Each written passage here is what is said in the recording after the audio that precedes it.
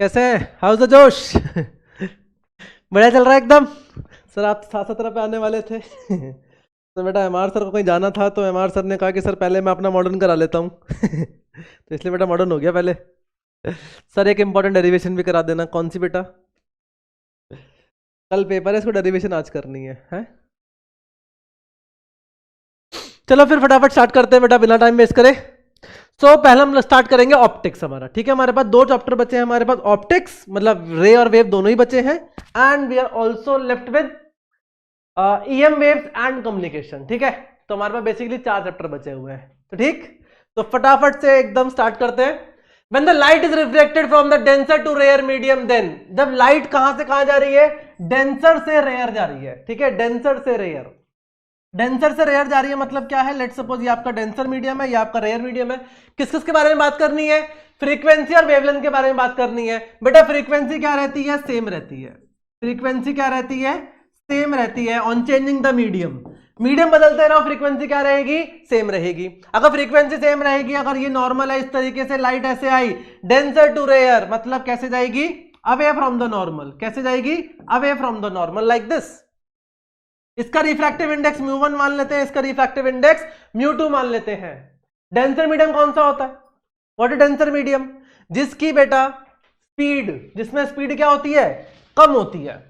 तो इसके अंदर स्पीड अगर v1 होगी, लेट से इसके अंदर स्पीड क्या होगी? v2 होगी। जिसमें स्पीड कम होगी वो आपका डेंसर मीडियम होगा। तो इसका मतलब क्या है? v1 क्या होगा? छोटा होगा v2 से। एंड अगर ऐसा है तो we know that v is equal to F lambda. ये रिलेशन होता है डायरेक्टली प्रोपोर्शनल। फ्रीक्वेंसी क्या रहती है? सेम रहती है। तो बेटा इसका मतलब यह है कि आपका जो लैम्डा 1 होगा वो छोटा होगा एज कंपेयर टू लैम्डा 2। तो इसका मतलब जब डेंसर से रेयर में आओगे तो वेवलेंथ क्या कर जाएगी? इंक्रीज कर जाएगी। वेवलेंथ क्या कर जाएगी? इंक्रीज कर जाएगी। ठीक है, एंड फ्रीक्वेंसी क्या रहेगी? सेम रहेगी। So wavelength increases but the frequency remain unchange. तो यानी कि बी आपका हो जाएगा सही। ठीक है, बी हो जाएगा आपका सही। ठीक है, चलो फटाफट next. The two thin lenses are in contact and the focal length of the combination is 80 centimeter. दोनों का कॉम्बिनेशन कितना है? 80 सेंटीमीटर फोकल लेंथ है। If the focal length of the one lens is 20 centimeter, then the power of the other lens will be, तो other lens की power बतानी है क्या होगी। एंड कॉम्बिनेशन की फोकल लेंथ कितनी है? 80 सेंटीमीटर। कॉन्टैक्ट में रखा हुआ है, so 1 by F equivalent this will be equal to 1 by f1 plus 1 by f2। तो यह आ जाएगा 1 by 80, this will be equal to, दूसरे कितनी है? 20, तो यह आ जाएगा 1 बाई 20 प्लस 1 बाई f2। तो दैट मीन्स यहां से 1 बाई f2 कितना आ जाएगा?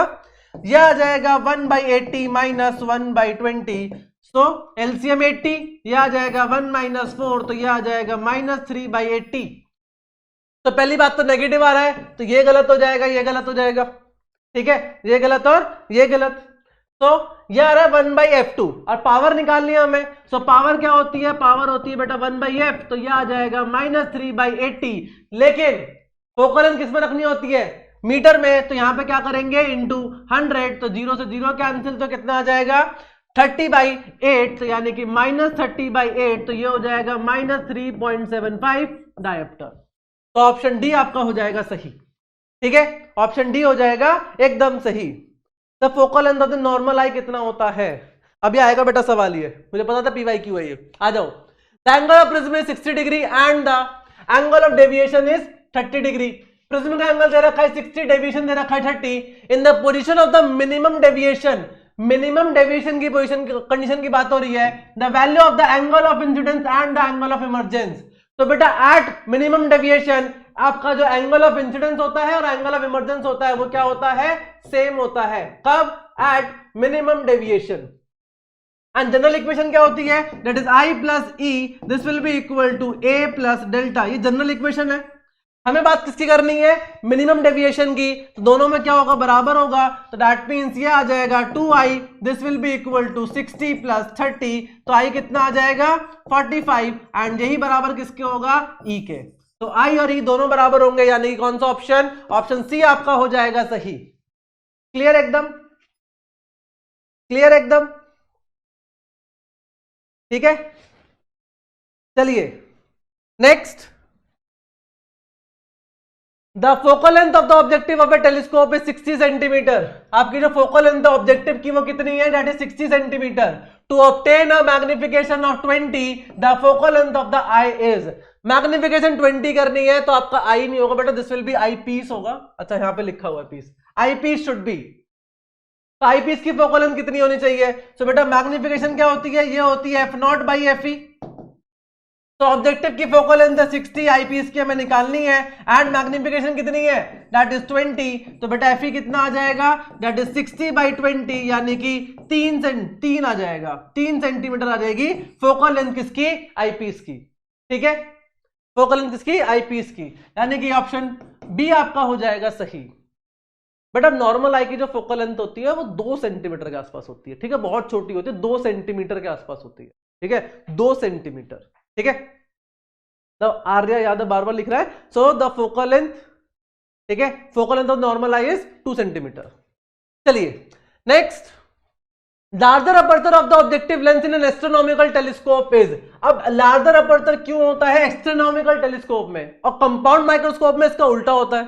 ठीक है, एस्ट्रोनॉमिकल टेलीस्कोप में क्या होता है, आपका जो अपर्चर होता है ऑब्जेक्टिव का वो बहुत बड़ा होता है as compare to your eyepiece. क्यों होता है ऐसा, क्योंकि बेटा वो आपकी रिजॉल्विंग पावर जो होती है टेलीस्कोप की उसको इंक्रीज कर देता है, उसको इंक्रीज कर देता है। सो ऑप्शन ए आपका सही हो जाएगा। रिजॉल्विंग पावर जो होती है उसका फायदा क्या है कि आपको जो टेलीस्कोप है वो किसके काम आता है, वो बहुत दूर के ऑब्जेक्ट को देखने में काम आता है। तो जितनी ज्यादा रिजॉल्विंग पावर होगी उतना मेरे लिए अच्छा होगा वो टेलीस्कोप। क्यों, क्योंकि बहुत दूर के ऑब्जेक्ट को मेरे को डिस्टिंग्विश करने में आसानी होगी। अरे चांद तारे तो बहुत दूर दूर है। ठीक है, तो बाय डिफॉल्ट टेलीस्कोप कौन सा लेना है बेटा, यही वाला लेना है, एस्ट्रोनॉमिकल टेलीस्कोप ही लेना है। ठीक है, बाय डिफॉल्ट एस्ट्रोनॉमिकल टेलीस्कोप ही लेना है। ठीक है, बाय डिफॉल्ट एस्ट्रोनॉमिकल टेलीस्कोप ही लेना है। So it increases the resolving power of the telescope. ठीक है, चलिए next, dispersive power of a prism depends upon. Dispersive power किस किस बात पर डिपेंड करती है, angle of prism, refracting angle, incident angle और material of the prism. What is dispersive power, ये हो जाती है आपकी mu v minus mu r divided by mu y minus 1। ये होती है आपकी डिस्पर्सिव पावर, एंड किस पर डिपेंड कर रही है, सिर्फ और सिर्फ आपके रिफ्रैक्टिव इंडेक्स यानी कि मटेरियल पर डिपेंड कर रही है। So that means the material of the prism. Angle of prism गलत है, इंसिडेंट एंगल गलत है, रिफ्रैक्टिंग एंगल गलत है। कंफ्यूज मत हो जाना, रिफ्रैक्टिंग एंगल और एंगल ऑफ प्रिज्म दोनों क्या होते हैं, सेम होते हैं। ठीक है, चलिए next, the total internal reflection can take place only if. Total internal reflection की कंडीशन क्या होती है, 40 IR। कंडीशन क्या होती है, कंडीशन होती है आपका एंगल ऑफ इंसिडेंस जो है वो क्रिटिकल एंगल से बड़ा होना चाहिए, पहली कंडीशन। दूसरी कंडीशन क्या है कि आपकी लाइट रे जो है वो डेंसर से रेयर जानी चाहिए, लाइट रे जो है वो डेंसर से रेयर मीडियम में जानी चाहिए। ठीक है, डेंसर से रेयर मीडियम में। So light grows from the optically denser medium to rare medium, optically denser medium से रेयर मीडियम में जानी चाहिए। ठीक है, रिफ्रैक्टिव इंडेक्स का कोई लेना देना नहीं है कि ज्यादा होना चाहिए कम होना चाहिए, बस डेंसर से रेयर में जानी चाहिए। तो रिफ्रैक्टिव इंडेक्स अपने आप एडजस्ट हो गए। ठीक है, नेक्स्ट, अब biconvex lens of glass having refractive index 1.47, कितना है 1.47, is immersed in a liquid, उसको लिक्विड में डुबो दिया, it becomes invisible and behaves as a plain glass plate. The refractive index of the liquid is, जब आपने उसको लिक्विड में डिप कर दिया तो उसके बाद वो एक प्लेन ग्लास स्लैब की तरह आपका क्या कर रहा है, बिहेव कर रहा है।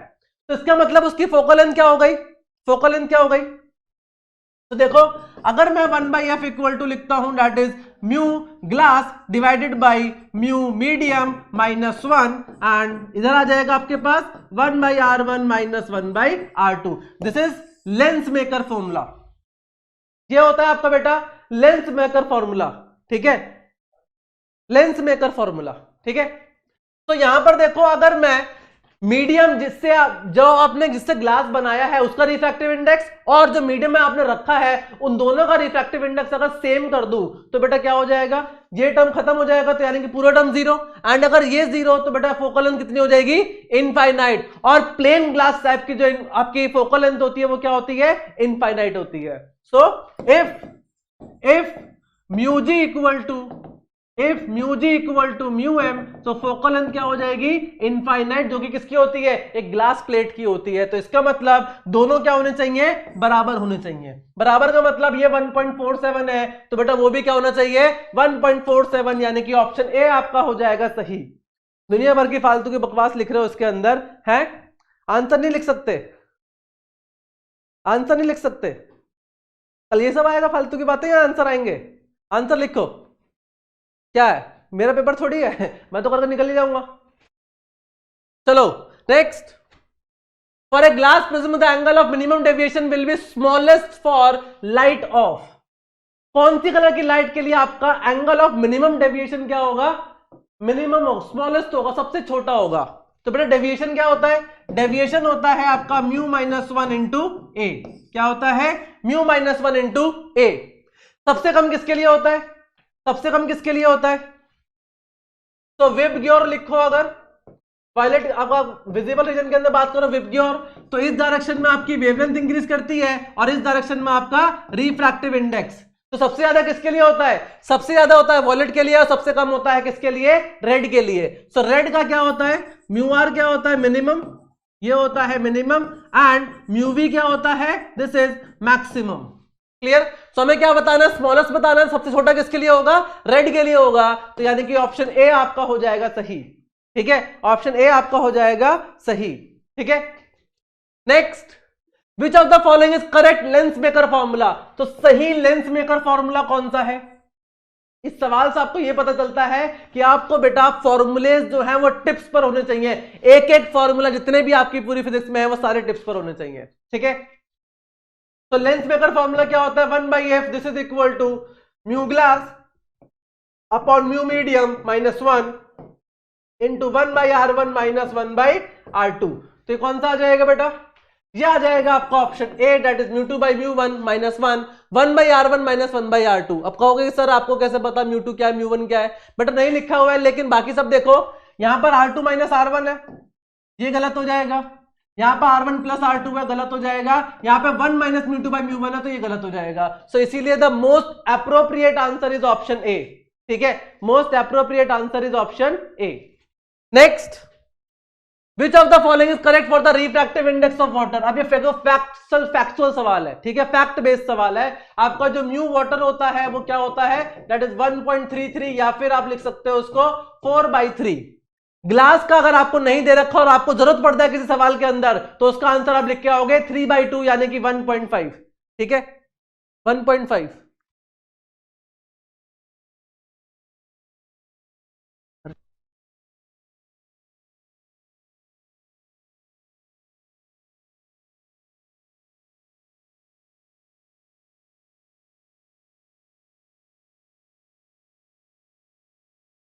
ठीक है, तो बेटा ऑप्शन डी आपका हो जाएगा सही।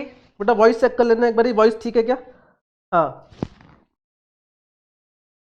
Next, the least distance of distinct vision for the normal eye. Normal eye के लिए least distance of distinct vision क्या होता है, बेटा ये होता है 25 सेंटीमीटर नॉर्मल आई के लिए। अब आप कहोगे सर मैं तो इतने पास से भी देख पा रहा हूं, मेरा छोटा भाई तो और कम पे देख पाता है। बेटा वो अलग अलग एज के हिसाब से होता है, छोटी एज में ये 25 से भी कम होता है और बड़ी एज में 60 की उम्र में जो होता है ये और ज्यादा हो जाता है। तो इन जनरल क्या होता है बेटा, इन जनरल आपका 25 सेंटीमीटर होता है। ठीक है, इन जनरल आपका 25 सेंटीमीटर होता है। ठीक है, चलिए next, which of the following is the Cauchy's equation. Cauchy's equation क्या है बेटा, कॉचीज इक्वेशन आपकी रिफ्रैक्टिव इंडेक्स को जो है वो रिलेट करती है किसके साथ, वेवलेंथ के साथ। So according to Cauchy's equation mu क्या होता है, that is equal to a plus B by lambda square plus C by lambda की power 4 and so on.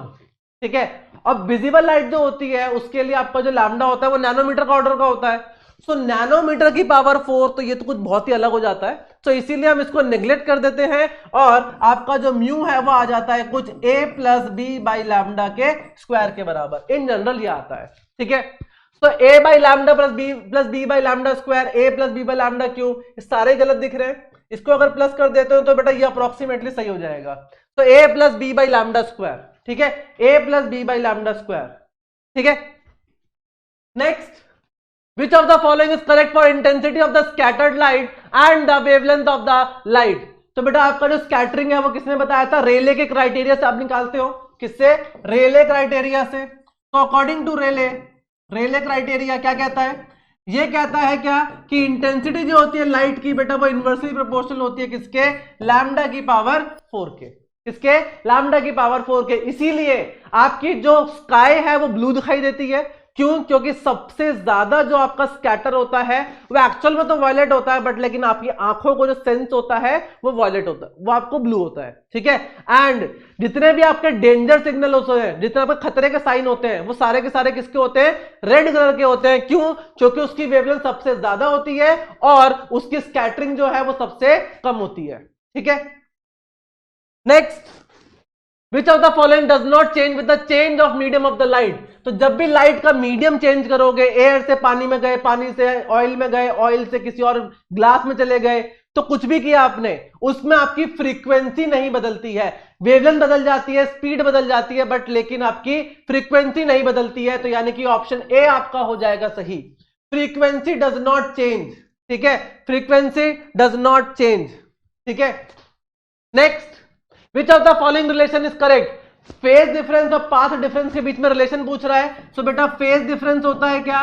That is 2 pi by lambda into path difference that is delta x. Clear? So 2 pi by lambda into delta x, this is your relation between phase difference and path difference. तो कौन सा option दिख रहा है ऐसा? तो option A आपका सही हो जाएगा। ऑप्शन ए आपका सही हो जाएगा। ठीक है। चलिए next, Which of the following is correct for the destructive interference?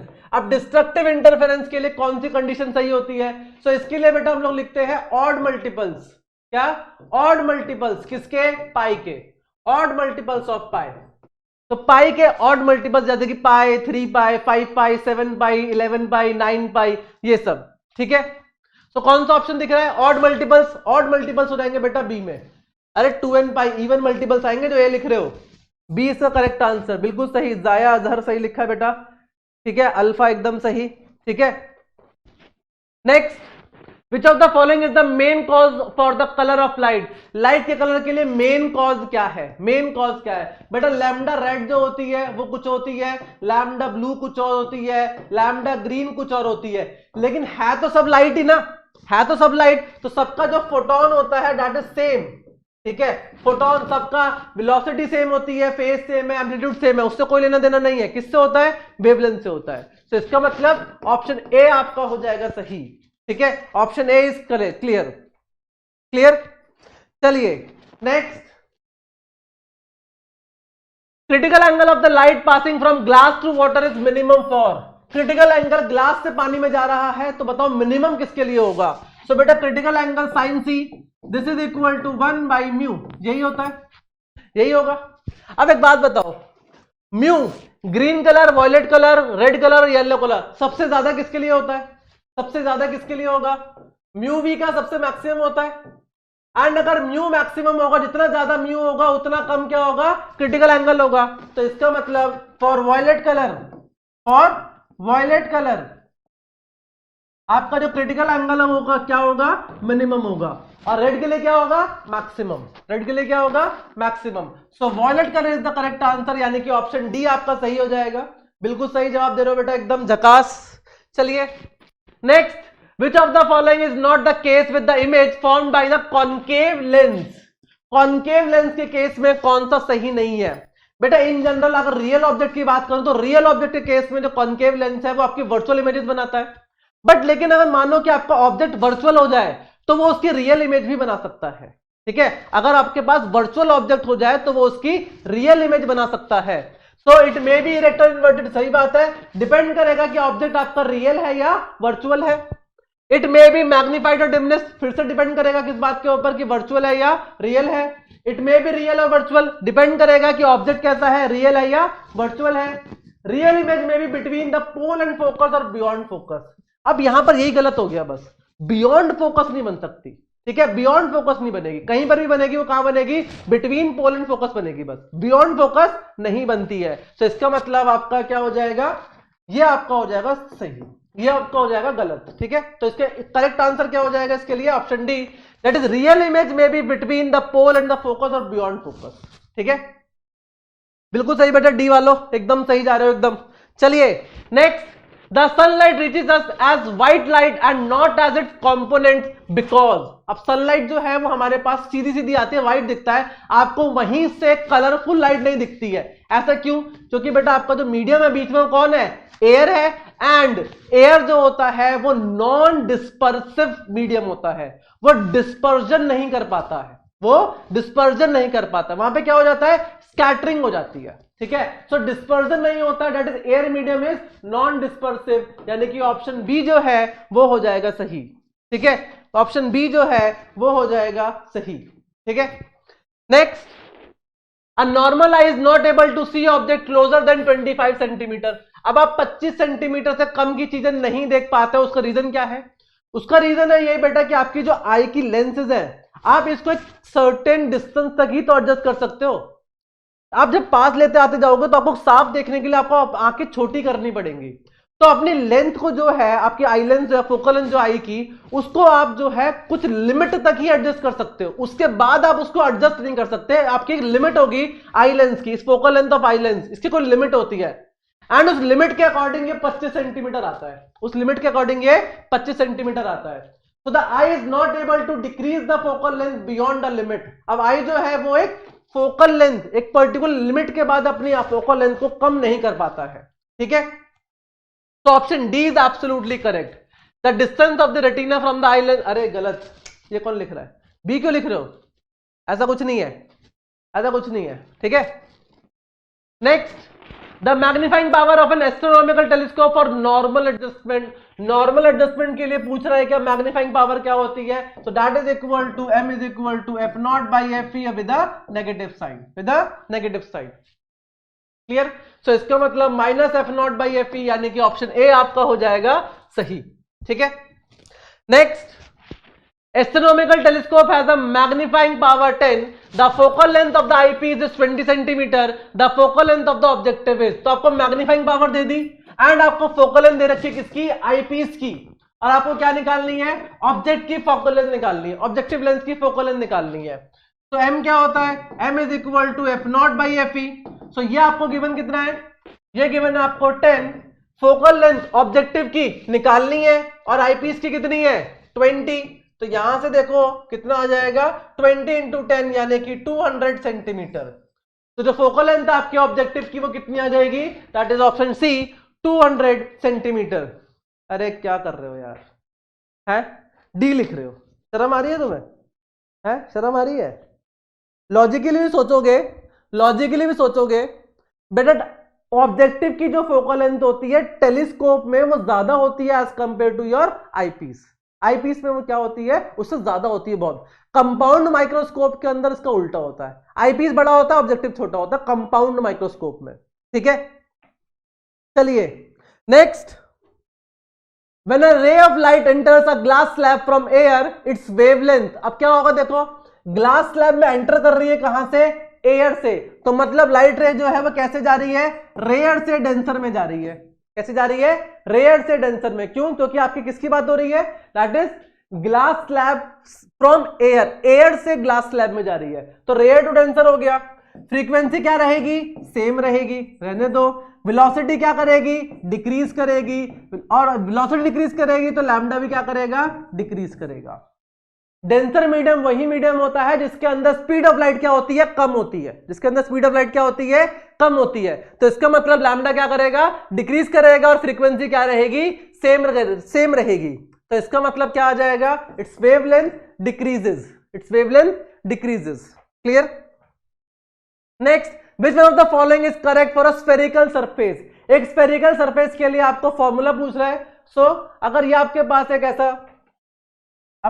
ऐसा स्फेरिकल सरफेस है like this, let's suppose like this, इस तरीके का स्फेरिकल सरफेस है, तो इसका रिफ्रैक्टिव इंडेक्स n1, इसका रिफ्रैक्टिव इंडेक्स n2, तो ये हो जाएगा n2 by v minus n1 by u, this will be equal to n2 minus n1 by r। Clear? This is the general relation, this is general relation, ठीक है। Clear? So क्या आ जाएगा, μ2 by v minus μ1 by u equal to μ2 minus μ1 by r, यानी कि option A आपका हो जाएगा सही। ऑप्शन ए आपका सही, बिल्कुल सही लिख रहे हो बेटा। ए ऑप्शन, बी वाले घर जाए, बी वाले ठीक करें अपने आप को, ठीक है। सी वाले तो और गलत बेटा। चलिए next, the critical angle for a diamond is 24.4 degree, then its refractive index is. अब ये बेटा फैक्चुअल सवाल है, ठीक है, फैक्ट बेस्ड सवाल है, this is a fact based सवाल। देखो कैसे, क्योंकि फैक्ट बेस्ड क्यों कह रहा हूं, क्योंकि आपको इसकी वैल्यू निकालना नहीं आएगा। Critical angle sine C, this is equal to 1 by mu, तो ये आ जाएगा साइन, ये आ जाएगा sine, this will be sine 24.4, this will be equal to 1 by mu, तो यहां से आ जाएगा mu will be equal to 1 upon sine 24.4। इसको जब पूरा सॉल्व करोगे तो बेटा म्यू की वैल्यू जो आती है वो कितनी आती है, दैट इज 2.42। एंड सबसे इंपॉर्टेंट, डायमंड का जो रिफ्रैक्टिव इंडेक्स होता है वो सबसे ज्यादा होता है, हाईएस्ट रिफ्रैक्टिव इंडेक्स डायमंड का होता है, ठीक है। तो कौन सा ऑप्शन हो जाएगा बेटा, ऑप्शन ए आपका हो जाएगा सही, ठीक है। Next, the basic reason for the extraordinary sparkle of the suitably cut diamond is, देखो वही सवाल अभी जो मैं कह रहा था, डायमंड का रिफ्रैक्टिव इंडेक्स सबसे ज्यादा होता है 24.4 का क्रिटिकल एंगल होता है। तो अगर क्रिटिकल एंगल 24.4 है, अगर क्रिटिकल एंगल कितना है 24.4 डिग्री, सो इसका मतलब अगर एंगल ऑफ इंसिडेंस 24.4 डिग्री से बड़ा हो जाएगा तो क्या हो जाएगा, TIR। तो इसका मतलब 24.4 से लेके 90 डिग्री तक, इसके बीच में से किसी भी एंगल पे लाइट अगर इंसिडेंट हुई तो बेटा आपका क्रिटिकल एंगल आपका क्या हो जाएगा, TIR हो जाएगा। जैसे ही TIR हुआ वो लाइट रे बाहर ही नहीं कर पाएगी और वो डायमंड जो है वो चमकता रहेगा, स्पार्कल करता रहेगा। तो स्पार्कलिंग ऑफ डायमंड जो है वो इसी की वजह से होती है। Clear? Why? Because it has a very high refractive index, the refractive index is very high. इसका मतलब क्रिटिकल एंगल और कम हो गया, क्रिटिकल एंगल कम हो गया तो इसका मतलब आपको TIR के लिए रेंज मिल गई बहुत ज्यादा, ठीक है। Next, when the incidence angle is equal to the angle of emergence of light from the prism, the refracted ray inside the prism is. तो इनसाइड द प्रिज्म क्या होता है रिफ्रैक्टेड रे का, तो होता कुछ नहीं है। अगर आपके पास एक ऐसा प्रिज्म है, यहां से लाइट रे ऐसे इंसिडेंट हुई, ये angle of incidence I and ये इसके पैरेलल, ये इसके पैरेलल यहां से बाहर निकल गया angle of emergence E।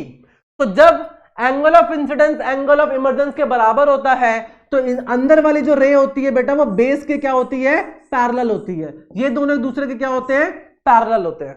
Clear? तो इसका मतलब becomes parallel to the base of the prism, यानी कि ऑप्शन सी आपका सही हो जाएगा। क्लियर? क्लियर? बिल्कुल सी आपका एकदम सही हो जाएगा बेटा। बी वाले गलत, आशुतोष शर्मा गलत बेटा, टेक्निकल नॉलेज गलत, correct answer is option C. Next, the resolving power of a human eye. अब ह्यूमन आई की रिजॉल्विंग पावर मिनट्स के अंदर, इन मिनट्स, इन मिनट्स। तो बेटा आपकी जो डिग्रीज होती हैं, जो आपके पास एंगल्स होते हैं वो तीन तरह के चलते हैं, डिग्री चलता है, फिर मिनट चलता है और फिर सेकंड चलता है। और जो ह्यूमन आई होती है उसके जो रिजॉल्विंग पावर होती है दैट इज 1 मिनट। कितनी होती है, दैट इज 1 मिनट, ठीक है, 1 मिनट होती है। तो यानी कि ऑप्शन बी जो है वो हो जाएगा सही, ठीक है, option B is absolutely correct. Next, the wave front is the locus of all the points. देखो रे ऑप्टिक्स हो गया, रे ऑप्टिक्स उड़ गया, ठीक है, क्लियर एकदम रे ऑप्टिक्स। थोड़े बहुत एक दो सवाल और आएंगे अभी देख लेंगे, बाकी रे ऑप्टिक्स हो चुका है। Now we are starting this wave optics, ठीक है।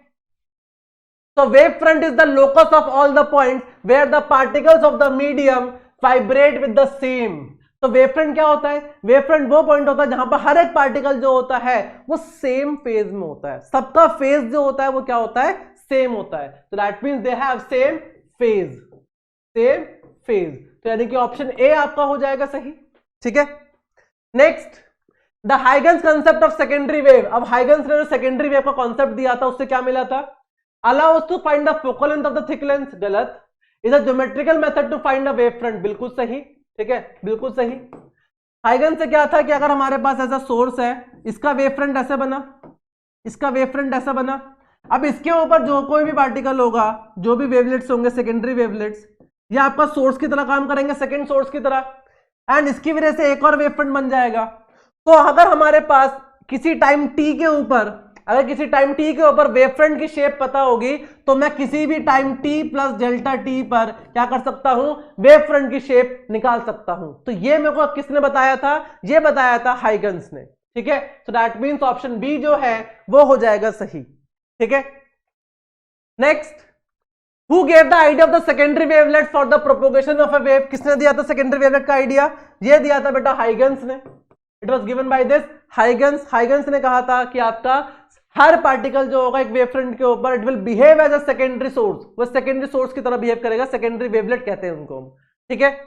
Next, Huygens wave theory allow us to know, Huygen की वेव थ्योरी से हमें क्या पता चला, वेव फ्रंट की शेप कैसी होगी, कैसे वो चल रहा है, कैसे वो प्रोपोगेट कर रहा है। किसी टी टाइम के ऊपर आपका वेव फ्रंट जो है अगर पता है तो T plus delta T time पर हम वेव फ्रंट को निकाल सकते हैं, ठीक है, निकाल सकते हैं। तो that means wavelength of the wave गलत, वेलोसिटी ऑफ वेव गलत, एम्पलीट्यूड ऑफ द वेव गलत, प्रोपोगेशन ऑफ वेव फ्रंट कि वेव फ्रंट कैसे चल रहा है, टी प्लस पे पता है, टी पर पता है तो टी प्लस डेल्टा टी पर कैसा होगा, कहां पर होगा, ये सब बातें हम लोग इस हाइगन्स की वेव थ्योरी से पता कर सकते हैं, ठीक है। Next, the fringe width in a Young's double slit experiment can be increase if we decrease, हमें फ्रिंज विड्थ को बढ़ाना है, ठीक है, बाय डिक्रीजिंग समथिंग, कुछ घटाकर हमें फ्रिंज विड्थ को बढ़ाना है। तो फ्रिंज विड्थ क्या होती है, beta, that is equal to lambda capital D by small d, ये होती है फ्रिंज विड्थ। अगर मैं इस डी को घटा दूं, डिक्रीज कर दूं, तो बेटा आपकी फ्रिंज विड्थ क्या कर जाएगी, इंक्रीज कर जाएगी। तो ये क्या है, this is the separation between the slits, slits के बीच का सेपरेशन है। तो that means width of the slits, separation of slits, slits के बीच का सेपरेशन, ठीक है, स्लिट्स के बीच का separation, that is D, clear. अगर आप डी को डिक्रीज करोगे तो आपकी फ्रिंज विड्थ जो है वो इंक्रीज कर जाएगी, लैम्डा को बढ़ाओगे तो भी आपका बीटा बढ़ जाएगा, सेपरेशन स्लिट्स के बीच में और स्क्रीन के बीच में अगर डिफरेंस को बढ़ाओगे, आपके डिस्टेंस को बढ़ाओगे तो भी आपका बीटा बढ़ जाएगा, क्लियर, क्लियर।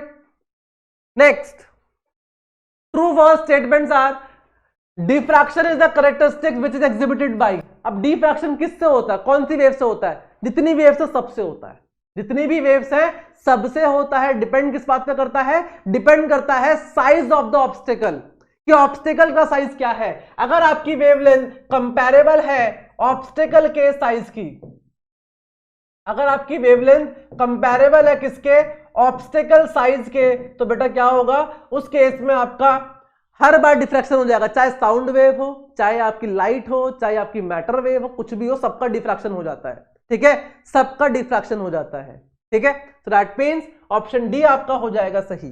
कौन से केस में कह रहे हो बेटा, why not D, distance between the slits, बेटा यहां पर इसलिए नहीं क्योंकि डिक्रीज करने के लिए कह रहा है ना, डिक्रीज करने के लिए कह रहा है। अगर डी को बढ़ाओगे तभी तो बीटा बढ़ेगा, लेकिन यहां पर उसने मेंशन किया है कि आपको घटाना है, कुछ घटाना है। अगर मैं डी को घटा दूंगा तो बेटा बीटा भी क्या हो जाएगा, घट जाएगा, बीटा भी क्या हो जाएगा, घट जाएगा, ठीक है।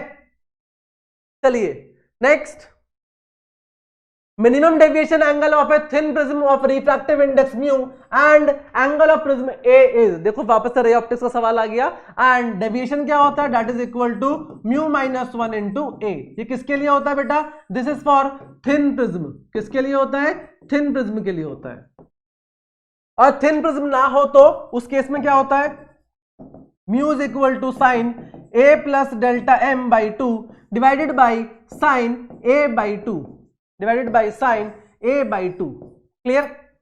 ये आपका इन जनरल होता है, और ये किसके लिए होता है, this is for thin prism. Thin prism का मतलब क्या होता है, एंगल ऑफ प्रिज्म जो होता है वो लेस देन होना चाहिए किससे, 10 डिग्री से, 10 डिग्री से कम आपका एंगल ऑफ प्रिज्म होगा तो उस केस में आपका थिन प्रिज्म काउंट होगा, ठीक है।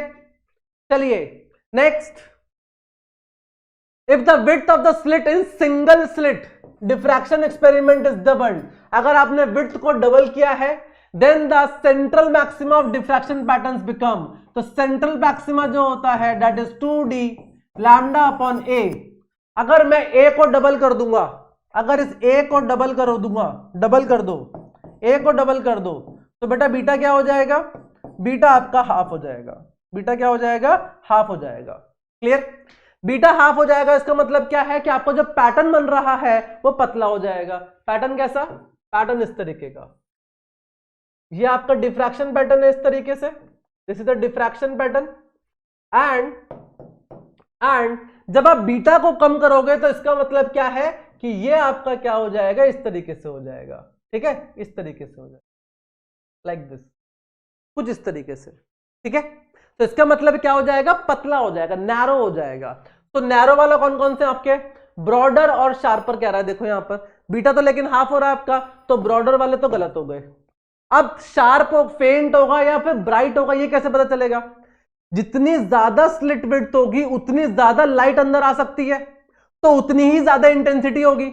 अगर आप स्लिट विड्थ को कम कर दोगे तो उतनी लाइट कम आ पाएगी, लाइट कम आएगी तो मतलब वहां पर क्या होगा, इंटेंसिटी कम हो जाएगी, इंटेंसिटी कम हो गई तो मतलब क्या हो जाएगा, फेंट बनेगा। तो मतलब अगर आप इस स्लिट विड्थ को क्या करोगे, डबल करोगे तो क्या होगा, बीटा तो कम हो जाएगा, फ्रिंज विड्थ कम हो जाएगी, लेकिन स्लिट विड्थ को बढ़ाने से इंटेंसिटी क्या हो जाएगी, बढ़ जाएगी। इंटेंसिटी बढ़ जाएगी तो मतलब क्या होगा, आपकी जो फ्रिंज विड्थ, वो जो आपकी फ्रिंज बन रही है वो कैसे बनेगी, ज्यादा ब्राइट बनेगी। तो मतलब शार्प एंड ब्राइटर, यानी कि ऑप्शन बी आपका सही हो जाएगा, ऑप्शन बी आपका सही हो जाएगा। क्लियर? अरे यार ए लिख रहे हो, बी वाले सही है बेटा, ठीक है, बी वाले सही है, ठीक है। चलिए next, the condition for obtaining secondary maxima in the diffraction pattern. Diffraction pattern के अंदर ड्यू टू सिंगल स्लिट क्या कंडीशन होती है, कंडीशन होती है बेटा आपका a sine theta this is equal to N lambda, this is equal to N lambda. This is general condition कि आपकी जो ए इंटू साइन थीटा होता है that is equal to your n lambda. Clear? तो ए sine theta equal to N lambda, that is option A सही हो जाएगा। Next, the interference pattern the energy is. Interference pattern के अंदर energy का क्या होता है बेटा, एनर्जी ना तो आपकी कंजर्वेशन ऑफ एनर्जी को फॉलो करता है इंटरफेरेंस पैटर्न, यानी कि एनर्जी ना तो क्रिएट होती है और ना ही डिस्ट्रॉय होती है। क्या होता है, एनर्जी आपकी रीडिस्ट्रीब्यूट होती है, एक जगह पे आपकी बहुत ज्यादा हो जाती है और एक जगह क्या हो जाती है, बहुत कम हो जाती है। तो इसका मतलब कुछ इस तरीके से, ये देखो इस तरीके से, ठीक है, this is the interference pattern. अब यहां पर क्या हुआ, डार्क फ्रिंज बनी मतलब यहां पर इंटेंसिटी कम हो गई, एंड यहां पर ब्राइट फ्रिंज बनी मतलब यहां पर इंटेंसिटी बहुत ज्यादा है। तो मतलब आपकी एनर्जी जो है वो रीडिस्ट्रीब्यूट हो जाती है अलग अलग जगह पर, ठीक है। तो इसका मतलब क्या है, energy is redistributed but conserve. तो कंजर्व बट रीडिस्ट्रीब्यूटेड, यानी कि आपका ऑप्शन सी जो है वो एकदम सही हो जाएगा। क्लियर? बट आई वाला क्वेश्चन में क्या देखना है, आई वाला क्वेश्चन में क्या देखना है, सही तो है, 1 मिनट का ही तो है, 1 मिनट का होता है, ठीक है, resolving power is 1 minute. Next, the angular width beta of the central maximum of the diffraction pattern of the single slit does not depend upon.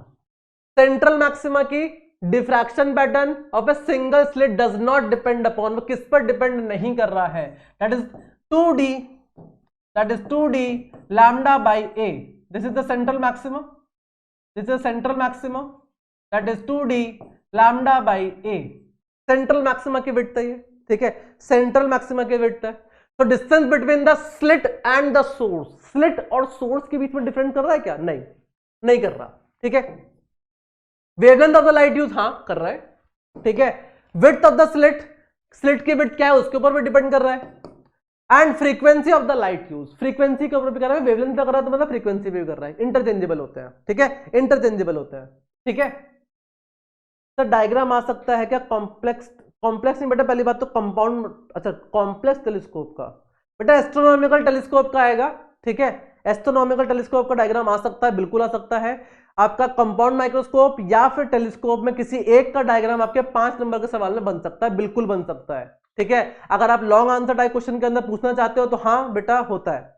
बेटा 1/60 वो सेकेंड्स में है, उसमें है, वो डिग्री में है, जिसान जो लिख रहे हो ना 1/60 degree is 1 minute, 1/60 degree this is 1 minute, this is 1 minute, this is 1 minute, 1/60 degree is 1 minute, ठीक है, 8 to 20 मिनट जो भी आप लिख रहे हो, ठीक है। चलिए next, in a single slit diffraction pattern the width of the slit is made double. Width को आपने क्या करा है, डबल किया है, इट्स ओरिजिनल विड्थ को आपने डबल कर दिया। तो सेंट्रल में अजय तो वही सवाल है, रिपीटेड सवाल है, ठीक है, रिपीट हो गया है, तो that is 2d lambda by a. अगर आप ए को डबल करोगे ए को आप 2a करोगे, डबल करोगे तो बीटा क्या हो जाएगा, हाफ हो जाएगा। बीटा क्या हो जाएगा, हाफ हो जाएगा। बीटा हाफ हुआ इसका मतलब क्या है कि नैरो बन गया। और अगर विड्थ आपने डबल कर दिया तो मतलब ज्यादा लाइट आ सकती है, तो मतलब नैरो बनेगा। और कैसा बनेगा, ब्राइट बनेगा। सो नैरो एंड ब्राइट यानी कि ऑप्शन बी सही हो जाएगा। ठीक है, next, a diffraction pattern is being formed at a screen. Firstly, yellow light was used for it. If yellow light is replaced by the X-rays, then the central maxima. पहले आपने yellow light का use किया और yellow light का use करके आपने एक diffraction pattern बना लिया, एंड उसके बाद आपने क्या करा, एक्सरे लेके आ गए। बेटा एक्सरे की जो वेवलेंथ होती है ना वो बहुत कम होती है एज कंपेयर टू विजिबल। ठीक है, विजिबल से बहुत कम होती है। So lambda yellow is much greater than this lambda X rays, इससे बहुत ज्यादा होती है। तो इसका मतलब क्या है कि आपको डिफ्रैक्शन दिखेगा ही नहीं, क्योंकि डिफ्रैक्शन की कंडीशन क्या है, डिफ्रैक्शन की कंडीशन ये है कि आपका जो ऑब्स्टेकल का साइज है वो आपकी वेवलेंथ से कंपैरेबल होना चाहिए। आपने सेम सेटअप के अंदर आपने वेवलेंथ को बदल दिया तो उस केस में आपको डिफ्रैक्शन नहीं मिलेगा। सो नो डिफ्रैक्शन, कोई भी डिफ्रैक्शन नहीं मिलेगा। तो नो डिफ्रैक्शन का मतलब क्या हो जाएगा, यहां पर नैरोवर गलत, वाइडर गलत, नो चेंज गलत, none of these is absolutely correct. Clear, none of these is absolutely correct. Next, which of the following formula is correct for the fringe width. Fringe width के लिए कौन सा formula सही है, इतनी देर से यूज कर रहे हैं, that is beta is equal to D lambda by D. Beta is equal to D lambda by D. Clear, next, meaning of phases. तो बेटा वेव ऑप्टिक्स वाला पार्ट सारा खत्म हो चुका है आपका। ठीक है, ऑप्टिक्स वाला पार्ट सारा खत्म हो